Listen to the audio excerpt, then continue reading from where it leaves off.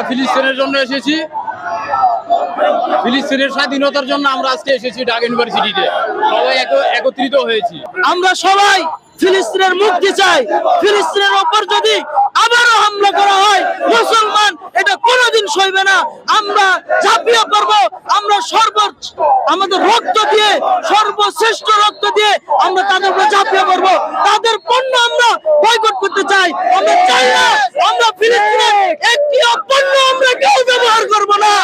আজকে আমাদের এই গণজমায়েত মার্চল গাথা এটাই প্রমাণ করে যে বিশ্ব মুসলিম যেভাবে যাচ্ছে, আমাদের বিধর্মীরা মুসলিমদের উপরে যে দমন পীড়ন চালাচ্ছে, আমরা অচিরেই আমাদের এই জাগরণের মাধ্যমে আমরা তাদেরকে প্রতিহত করব এবং সারা বিশ্বে আমরা আবার কালিমার পতাকা উড্ডয়ন করবো ইনশাআল্লাহ। ইসরায়েলি পণ্য আমরা সবাই বয়কট করব ইনশাআল্লাহ। ইসরায়েলি পণ্য আমাদের বাংলাদেশে থাকতে পারে না।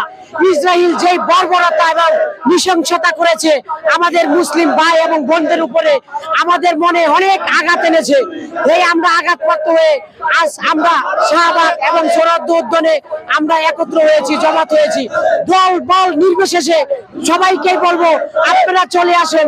প্রায় ৫,০০০ নবী এবং রাসূলের বসবাসের জায়গা হচ্ছে ফিলিস্তিন। মুসলিম সভ্যতার সবচাইতে প্রাচীনতম জায়গা হলো ফিলিস্তিন। সেই ফিলিস্তিনে ৫,০০০ নবী এবং রাসূল বসবাস করেছে। কিভাবে মুসলিমদেরকে উচ্ছেদ করার জন্য ইহুদি এবং খ্রিস্টান মুসলিমদেরকে অন্যায়ভাবে হত্যা করে যাচ্ছে।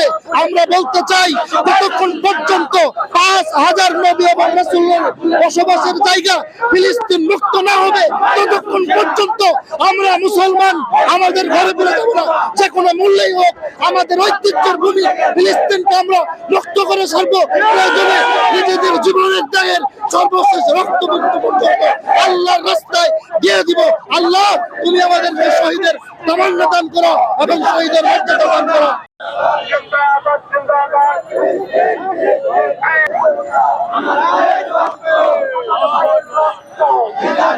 এই মুহূর্তে প্রত্যেকটা মুসলমানের উপরে জিহাদ করা ফরজ।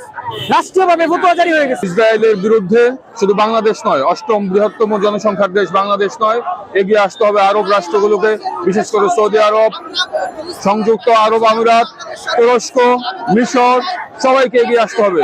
তাহলে এই ফিলিস্তিনের বিরুদ্ধে ইসরায়েলের আগ্রাসন বন্ধ হবে এবং ইসরায়েলের পণ্য বাংলাদেশ থেকে সরকারিভাবে নিষিদ্ধের দাবি জানাচ্ছি। আল্লাহু আকবার। এই প্রথম সব রাজনৈতিক অরাজনৈতিক দল এক কাতারে এসেছে। এই সোহরাওয়ার্দী অভিমুখে আমরা এক হয়েছি। এই একতা ধরে রাখতে হবে যাতে ভবিষ্যতে বাংলাদেশের উন্নয়নে এই একতা কাজ করে।